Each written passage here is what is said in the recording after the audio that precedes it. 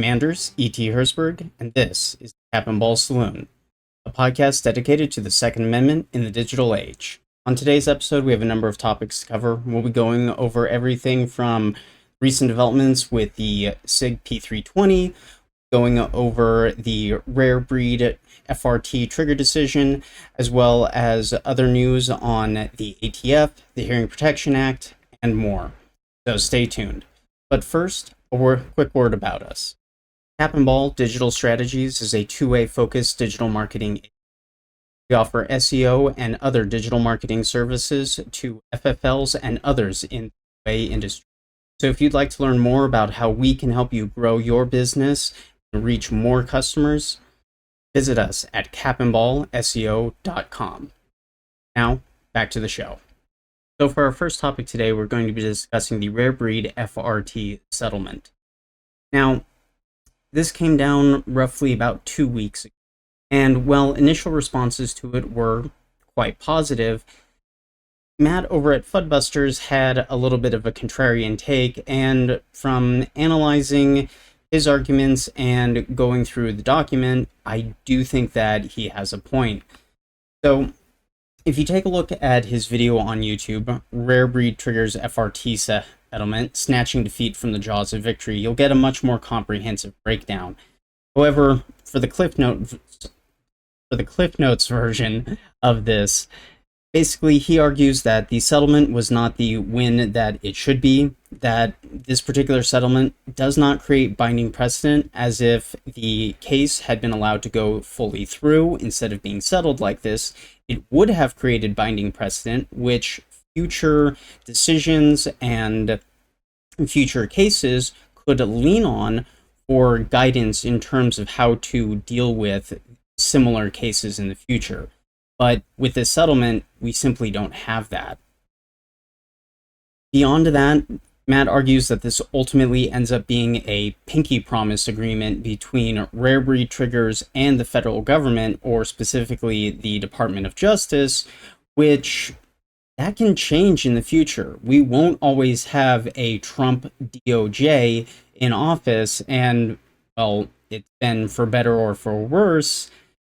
There have been some things with Trump's DOJ that they've done very well, but other things they haven't done quite as well, I would argue. And in the future, as we've seen previously with the Biden administration, it could end up being much, much worse. So having a precedent-setting ruling would be very useful to us.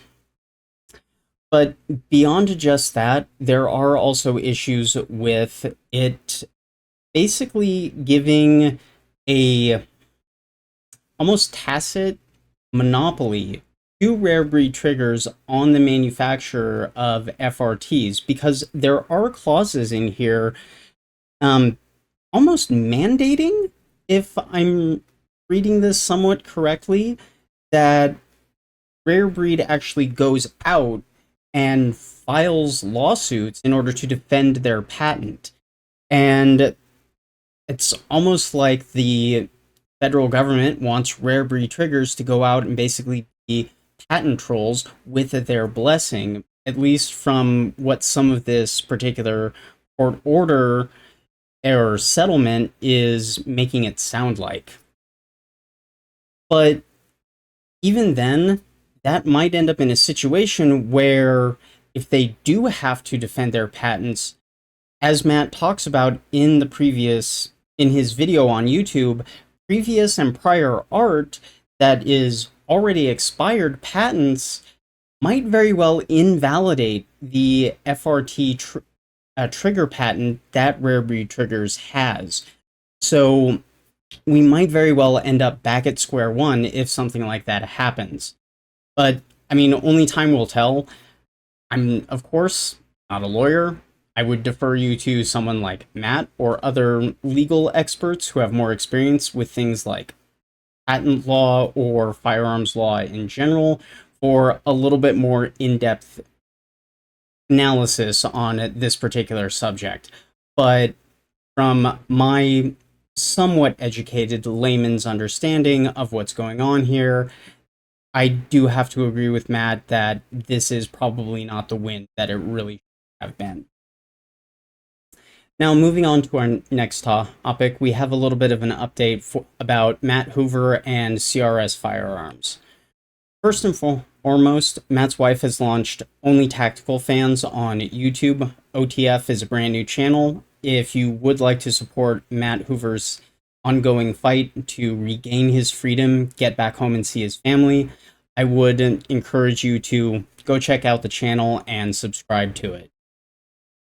But as far as the updates go, unfortunately, it looks like the judge in this particular case is being biased, and there's a hilarious amount of Orwellian doublespeak if you take a look at the update video that Ms. Hoover did. At one point in the case, they say that the auto keycard was a firearm, yet on the other hand, they turn around and say that it's not. It's this weird Orwellian doublespeak that's just absolutely absurd to me, and the mere fact that this man is still sitting behind bars and has not been freed is a travesty. So, I may have a small presence here on YouTube, at least for the time being. I am hoping to grow, but you see this and you're not familiar with CRS Firearms or Only Tactical Fans, go check out those channels, give them a like and a subscribe and a comment at the very least, and try and help them out. But in the meantime, I will continue rooting for and bringing attention to this particular case as best I can. And for our next topic, we have another, unfortunately, rather tragic incident coming from, surprise, surprise, the ATF. Unfortunately, it looks like Ruby Ridge was not enough for them. They had to do yet another no-knock, pre-dawn raid that resulted in someone losing life. Over at the Armed Attorneys, they covered the Milanowski case and the lawsuit in more detail. But to give you the short rundown on this particular subject, Milanowski was being investigated essentially behind the scenes by the ATF for selling firearms through private party sales. For whatever reason, they believed that he was selling too many guns without a FFL license. Now, normally these particular situations would be handled by some letter or, talking to him, doing a basic investigation at first that at least tries to feel out the person that they are taking a look at. However, in this particular case, they ended up, as I was saying, doing a no-knock raid, middle of the night, pre-dawn. They covered up the Ring camera so that he would have no idea who was barging through the door. There was no body cam footage whatsoever. The only piece of identifiable information was that they were actually ATF agents was a ballistics shield that was left behind. And in less than 60 seconds, I believe the exact number was 48 seconds, they go from barging in through his door to Milanowski being dead and his wife being left a widow. It's unacceptable. This is the kind of thing that needs to be treated harshly. I generally support the mission of law enforcement and first responders when it comes to keeping the community safe and dealing with criminals. However, this is not one of those cases.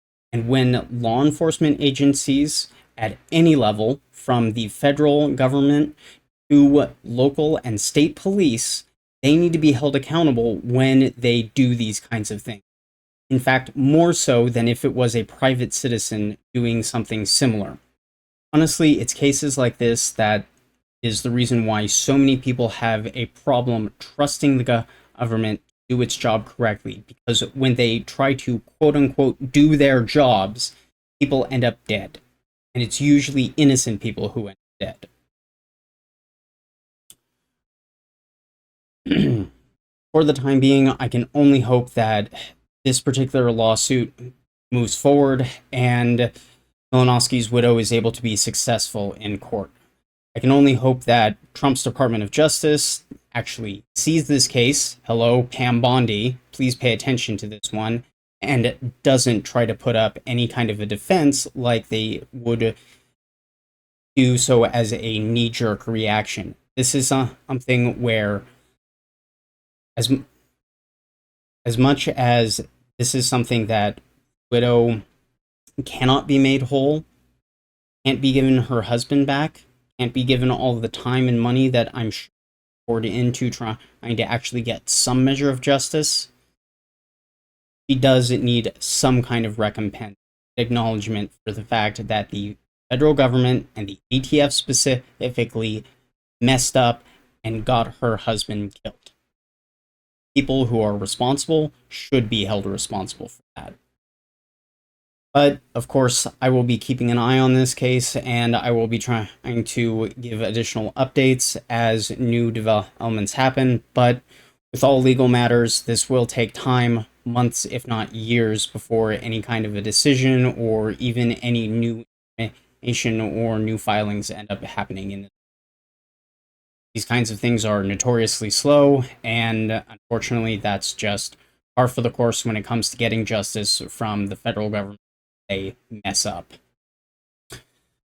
But let's move on to our next topic.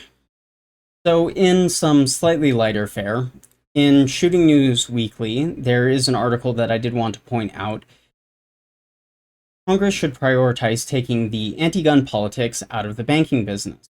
Now, I will say something that has been weaponized is both the tax system, hello Obama, as well as the banking system against people who have, well, dissident opinions. And it's no surprise that the banking system could be weaponized and discriminates against FFLs. I'm sure there are plenty of people out there who have experienced this kind of thing firsthand, being labeled as high risk and being denied the merchant services that they would normally otherwise be entitled to.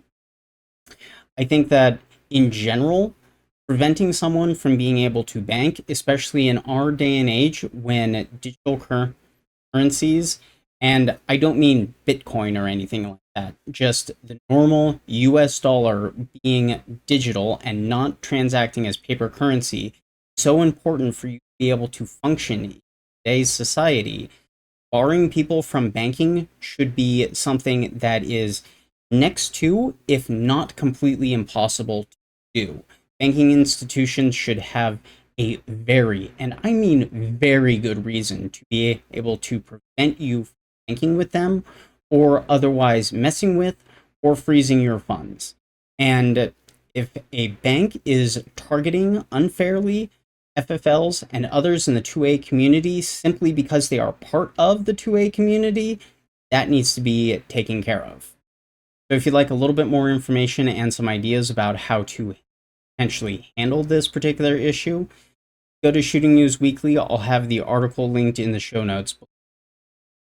Moving on to our next topic, we also have an article in Shooting News Weekly from Brownell. Quote, we're seeing a flight to value in today's gun business. Now, this is rather interesting, given the disruptions in the market from COVID and changing administration, going from Trump to Biden and now back to Trump. The market has definitely been rather topsy-turvy, and tariffs added into the mix are just making everything kind of nuts. So, quoting from the article here, we're seeing buyers are now evaluating more than just price. They're measuring risk, they factor in replacement, performance matters, durability matters, reputation matters. Strategy of chasing cheap has run out of road. And I think I kind of have to agree with that particular sentiment. We are currently in a period where buyers are going to be much more, if not price sensitive necessarily, quality and value sensitive. People are going to be looking for the best bang for their buck. And while you will always have those market separations between high, mid-range, and low-end products, when it comes to buyers, especially who would normally be in that mid-range to upper low range maybe, they are really going to be starting to evaluate products much more on their value proposition. And while they might be willing to spend a little bit more money to get a better quality product, you as the seller or manufacturer really do need to show and demonstrate that particular value in your messaging. But this is actually something that I would like to hear from others, especially FFLs and people who are working in the front lines of the firearms industry. What are you guys seeing from customers? Are you seeing any price concerns? Are you seeing any changes to buying behavior? Are people buying more, buying less? What are they kind of seeing? I genuinely am curious, and I would like you to leave your comments down below. And I'd be very much interested in seeing what kind of things you guys are seeing on the front line of the industry. But going back to the article, quoting again, USA-made products speak directly to this shift. They offer reliability, they offer craftsmanship, they last. A good product now feels like an investment. Buyers aren't asking how little they can spend, they're asking how long it will last. So if you are, say, a manufacturer or someone who's making accessories, I think that something that you really should be hammering home is, even if you do have to price things a little bit more, or you are making things exclusively in America with American parts and supply lines and things like that, as I know quite a few people are doing already. And if that means that your product has to be more expensive, speak to those reasons. Be transparent, open, and honest. Say that you are delivering value, say that you are delivering performance, and justify why your products cost what they do.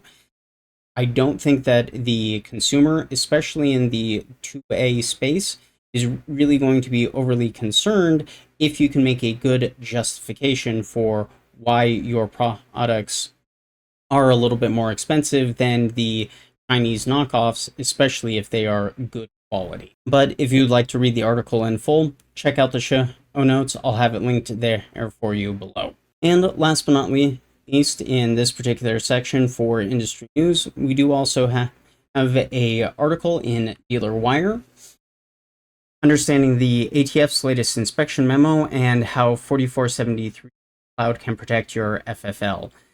Now, not so much interest in 4473 Cloud, but this does have some interesting insight into a partially released memo that has been rather heavily redacted.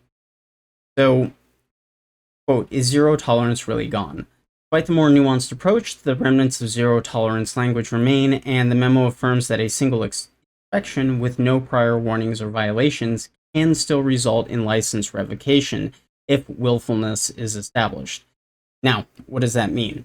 Willfulness can be something like statements or admissions by the FFL or its employees, past violations, especially repeat offenses, training or publications that were provided to you or were easily accessible to you, your compliance with similar rules showing that you knew the requirement, experience level, the more seasoned you are, the less slack you're likely to get, and your internal records or lack thereof. If you don't have written policies, the ATF might assume you're winging it. So, as far as willfulness goes, this is something that the ATF is not necessarily able to really change. This is something that is codified by federal statute and defined by the federal courts as well. However, there are some mitigating factors that this article points out that could help you in this particular circumstances should you find yourself in some kind of issue. Did you self-report the issue before inspection? Taking responsibility, demonstrated genuine willingness and ability to fix the problem. If it was an employee fault, did you take appropriate corrective action with the employee, etc.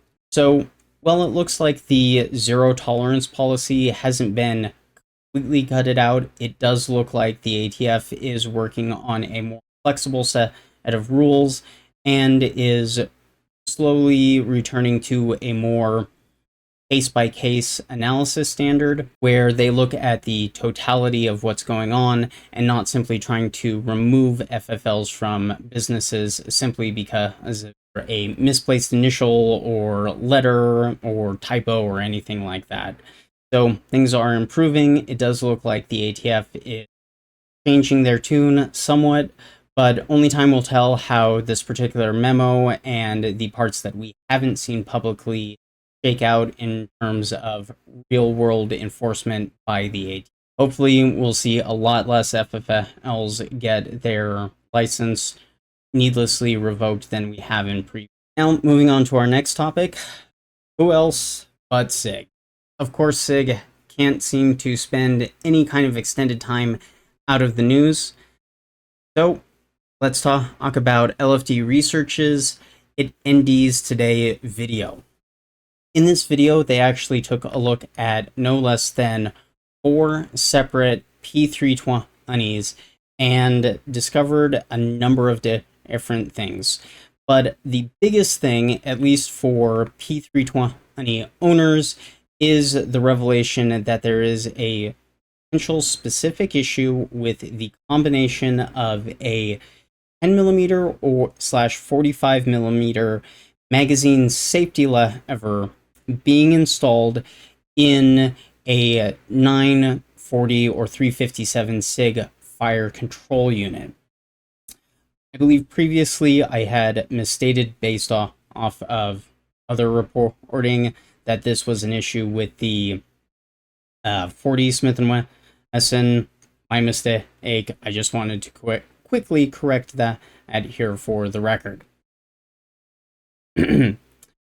But as well, the LFD's research showed that in this particular configuration, these parts can be combined together and cause incomplete and improper sear engagement and result in what they are able to demonstrate, which is literally a SIG P320 being shaken slightly and going off well in a SIG Sauer P320 holster.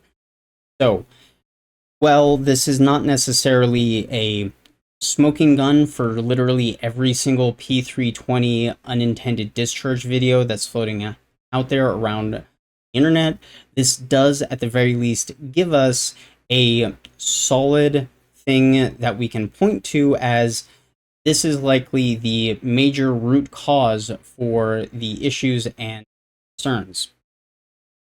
Another piece of reporting and things from LFD's research that can be shown is they looked at a number of different pistols from a range of model years from, I believe it was about 2016 or so, all the way up to about 2022. The 4 different pistols all showed changes between them. And actually, some of the previous reporting was suggesting that SIG Sauer moved from a stamped to a MIMD part for the striker safety lever. That was actually incorrect, and I want to reiterate that here.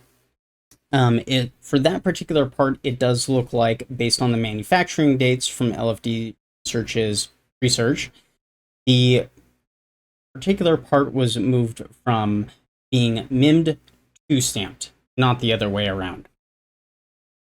But I don't think that entirely invalidates the concern that there may be tolerance stacking issues with these particular guns, as they note in the video It NDs Today, as well as the extended interview that they did with Focus Trip. It's about 2 hours long. You should go and take a look at that particular interview because they go into even more depth and detail than they do in their already 25-minute long video.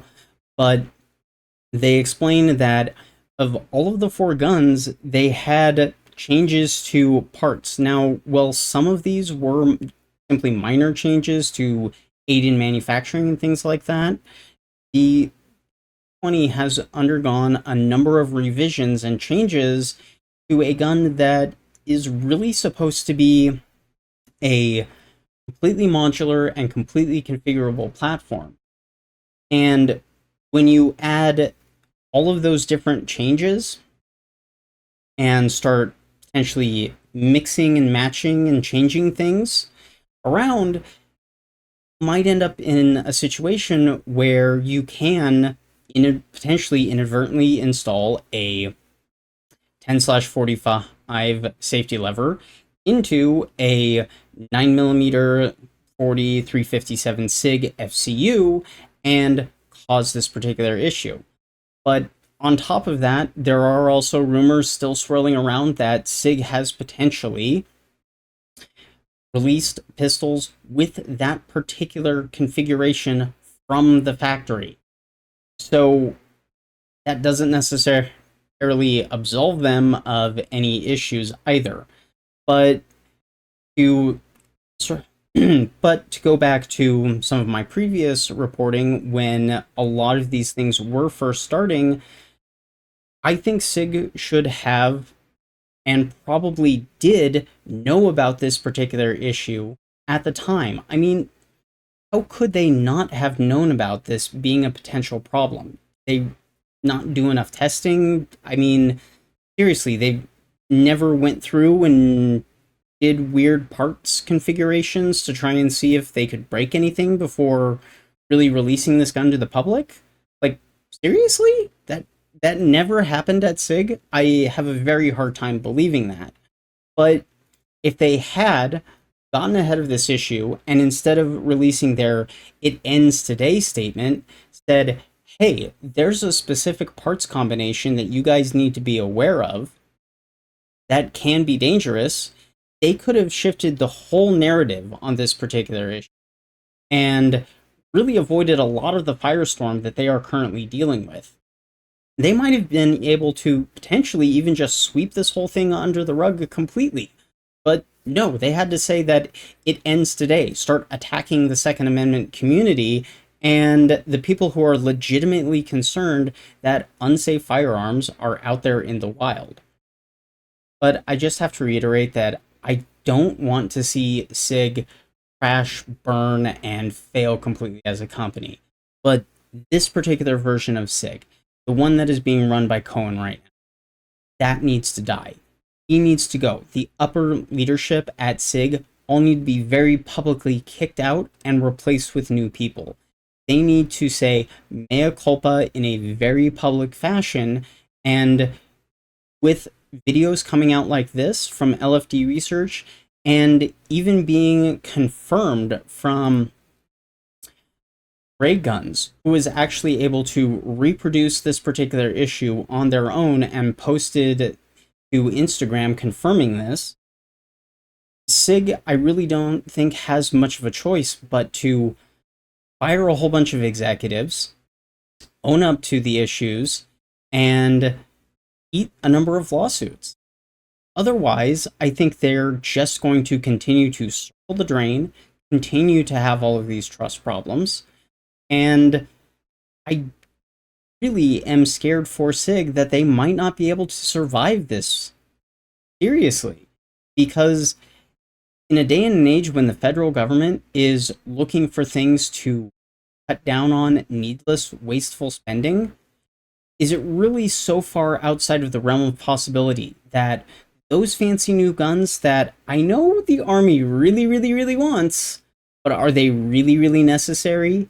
And couldn't somebody convince the powers that be, especially in the executive branch, that it might not be a good idea to spend a whole bunch of money on a firearm, two firearms, really, as well as an ammunition contract that has all kinds of supply chain disruptions to attach to it, as well as other issues in terms of safety and reliability concerns, that's worth millions, if not billions of dollars in terms of future spending that could be allocated elsewhere? Are we sure? SIG, are you 100% sure that you are not jeopardizing that military contract with your actions? I don't know. I'm fairly certain that SIG greased quite a few palms to lubricate the process, if you will, but who knows?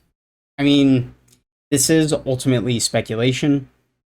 I can't say for certain that that's what happened, but with the drop safe issue, the continuing stance that there's nothing wrong, and their continued efforts to sidestep this issue, I really don't see SIG backing down from this anytime soon, and I think it's going to end up making them crash and burn hard. But who knows?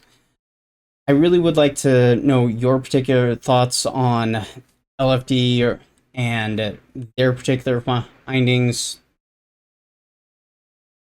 You guys own a SIG, a P320? Have you had any issues yourself? Sound off in the comments below and let me know what your thoughts are on SIG. Can they redeem themselves in your eyes? Please let me know. But of course, SIG Sauer doesn't want to face the music, and they don't want to be held responsible for their actions or lack of action. So they have turned around and convinced New Hampshire lawmakers to grant them immunity in the face of lawsuits over the P320, in a move that I find completely baffling. SIG has actually managed to convince lawmakers to sign a bill into law to give them protection. Governor Kelly Ayotte signed the bill one day after it cleared its final vote, despite objections from some Democrats as well as lawyers and injured plaintiffs who say the company should be forced to defend the claims in court. The speed with which the bill moved through the state house underscores both SIG Sauer's desire to cut off future costly lawsuits and the company's sway in a legislature run by gun-friendly Republican Party. Now, obvious political bias aside, I think that we really can agree that it's probably not a good thing for any company, even a company we might necessarily like, to have undue influence within a state's legislature that gives them immunity from suit in that state. SIG, this is just going to make your PR nightmare that much worse.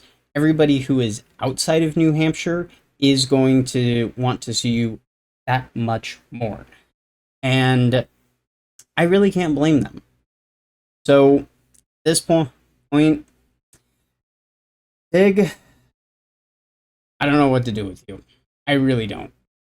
But let me know what you think about SIG's particular backroom dealings here, because that's obviously what happened. Anybody with two eyes can see that they sped this thing through the New Hampshire legislature to try and protect themselves in this state. And, well, I disagree with the characterization that this is just because of gun-friendly Republicans. I think this is because of backroom dealings, lobbying efforts, and a firearms manufacturer playing dirty tricks with the federal government. Or, excuse me, with the state government. But, of course, SIG Sauer is not the only ones who have been accused recently of playing dirty tricks with politics. So, recently, Silencer Central got themselves in a little bit of hot water over a lobbying disclosure that was released, I believe, first by the Gun Collective. Here, we see a report back from 2024 in the amount of $50,000 for the specific lobbying issue of develop and support suppressor tax stamp conservation legislation. Now, of course, this caused a massive firestorm in terms of people blowing back against Silencer Central and accusing them of trying to gut the Hearing Protection Act. Now, on the one hand, I can believe that there are people within the silencer manufacturing industry that don't want to see their business model change. Right now, silencers are a low volume, high margin product. If they were to be removed from the NFA and deregulated, treated simply as firearms, like the Hearing Protection Act in its pure form proposes to do, then that whole business model would be upended. You would go to a high volume, low margin business model. And I could imagine that a company would not want to have to deal with all of that. And probably one of the biggest ones, Silencer Central, would be an obvious choice for it. However, going back to the lobbying statement and disclosure, it's from the year 2024. I believe this is before the Hearing Protection Act was actually tabled. Now, the statement from Silencer Central was that the lobbying efforts were to remove the money from that $200 tax stamp going to the ATF and instead push that towards wildlife conservation efforts. And reading this particular text, develop and support suppressor tax stamp conservation legislation, I could almost believe that, because remember, these are the kinds of documents that bean counters and people who are not in public relations, media, or PR are writing. These are things that are not necessarily supposed to be seen by the public, and I'm sure whoever wrote this assumed that nobody was ever going to actually read what was filled out in box number 16 there.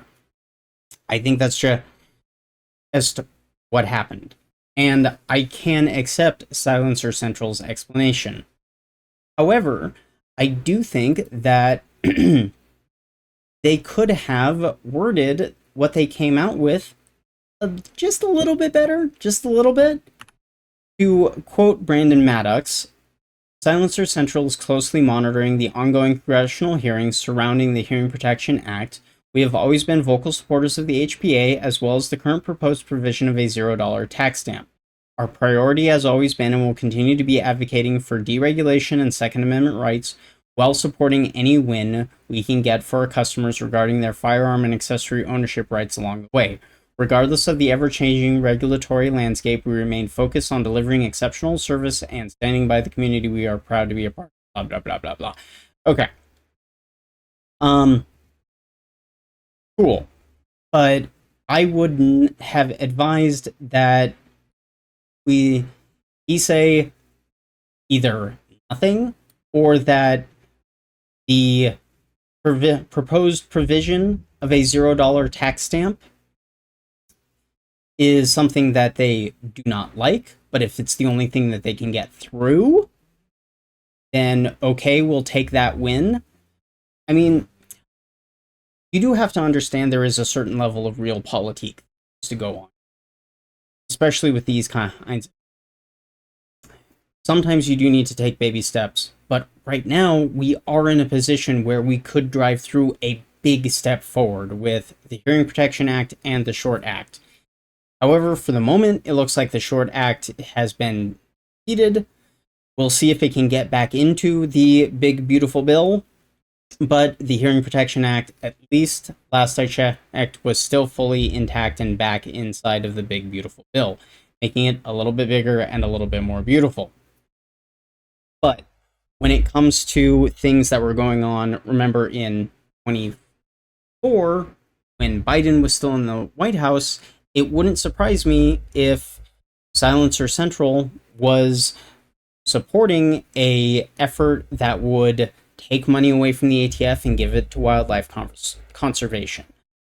But I really do think they needed to be coming out and saying, hey, this is what we were doing back then, and this is what we want to see right now, which is the Hearing Protection Act going through unchanged. We will take any win we can get, but we would like the Hearing Protection Act to go through unchanged. I think that's more or less what they needed to have said from the jump, and this extra wordy talking about the $0 tax stamp idea, yada, yada, yada, just muddies the water and makes the message even confusing, giving the rumors more breathing room, essentially. But I would like to hear your particular thoughts on Silencer Central. Do you guys believe them? I'm 50-50. I don't see a smoking gun that they were the rumored lobbying party that was trying to hold up or change the Hearing Protection Act to have that $0 tax stamp provision. I don't see the proof of that yet, so I'm completely up in the air and am more than willing to be convinced by evidence one way or the other. But let me know your particular thoughts on that in the comments section below. And finally, we have a little bit of a humorous article here. Walmart got fined for shipping realistic toy guns to New York. Oh, good lord. What's next? They're going to fine people, arrest them for finger guns? I mean, come on, New York. Quoting from the article, New York Attorney General Letitia James, hi Letitia, said that retail giant's online store shipped at least 9 such toys to the state. Oh no, 9 realistic toy guns entered your state. The horror! Think of the crimes that people will commit with these realistic toy guns that, have an orange tip on them. And, yeah. Don't exactly look like a real gun. That tip. Why? I mean, honestly, New York is one of those states, much like California, that I will probably never be able to step foot in because they are so arse backwards when it comes to these particular laws. I mean, New York has tried and convicted someone, sent them to prison for multiple years, and he is still in jail right now for exercising his Second Amendment rights and manufacturing a gun at home. Was he violent? Was he a felon? Was he somebody who tried to rob someone or sell these guns illegally that he manufactured himself? No, he followed the letter of the law at the federal level and at the state level, but they decided that no, there is no such thing as Second Amendment rights within New York. This is ridiculous. And as humorous as I find this particular article as just one more demonstration of New York's cavernous inability to respect the Second Amendment, especially when it comes to the right of self-defense and the ability to take care of yourself and your loved ones,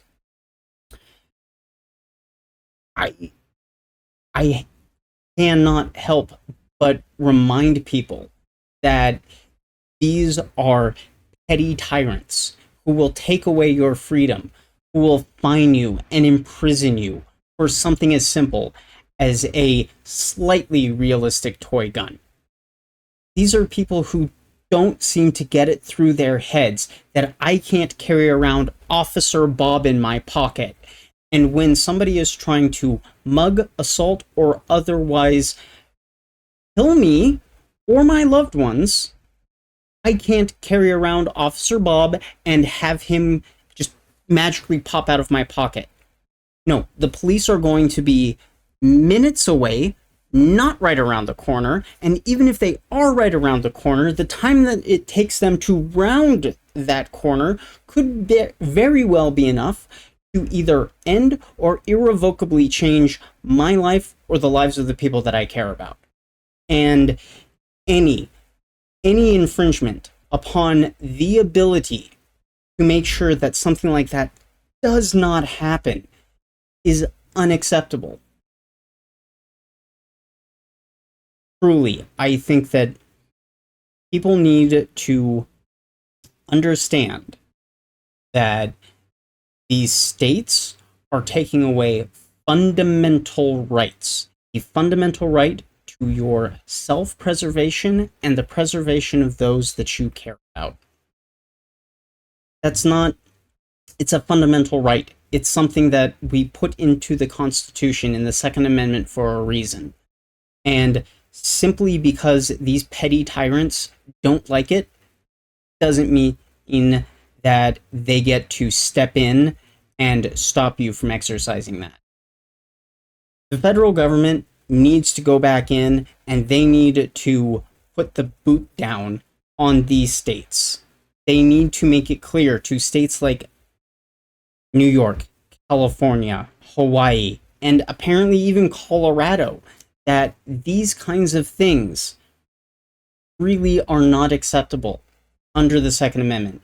And quite frankly, one of the things that I would love to see from the Department of Justice and the Trump admin in general, if they are really, really serious about actually upholding the Second Amendment, is going into these states and really starting to go after them for their ridiculous Second Amendment, anti-Second Amendment laws.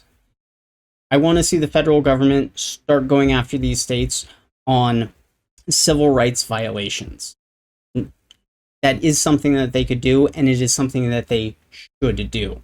So I would encourage people to go out, get in touch with your representatives and your particular Congress critters. Let them know that you want to see the federal government take action on these kinds of things. There needs to be a groundswell of support for not just the Hearing Protection Act I was talking about earlier, but the Short Act and any other pro-2A bills and any other pro-2A initiatives at the federal level that will make it clear to all 50 states that the right to keep and bear arms shall not be infringed. But hey, that's just one dude ranting and rambling into the void. But that does wrap up everything for today's topics. Let me know your thoughts on any of the things that we went over today, from the forced reset triggers and the Rare Breed, to the ATF's actions, to the Hearing Protection Act and Silencer Central. Let me know your thoughts, and be sure to like, share, comment, and subscribe if you would be so kind. Our next goal is to hit 1,000 subscribers, and we would love to have you along for the journey as we grow. But until next time, I'm Anders, E.T. Herzberg, hoping to see you all again real soon.